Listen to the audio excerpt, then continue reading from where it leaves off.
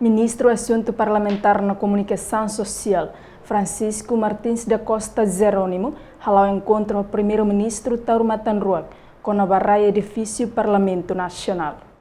Encontro ao primeiro-ministro Tauro Matanruac realiza segunda-feira semana e a residência Farol dele. Ministro Assunto Parlamentares na Comunicação Social, Francisco Martins da Costa Jerônimo Hateteng, durante o Parlamento exige atribuição RAI.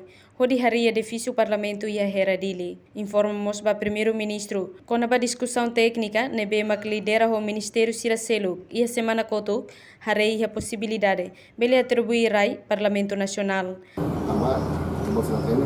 Durante o Parlamento nós exige ela lei para a atribuição da Parlamento e se fosse barreira né berramos em forma da discussão então né e informa lá presidência com a discussão técnica devemos a lidera o Ministério Siracelo e a semana todo pode harei a possibilidade de sair da matéria algo que né atribuir a lei externa para Parlamento Nacional a forma da presidência com o progresso do serviço e se ele com a atividade externa halo da suku durante o dia e semana para suku semana A reportagem Sabina Sansa, Marquita da Silva, Televisão Timor-Poste.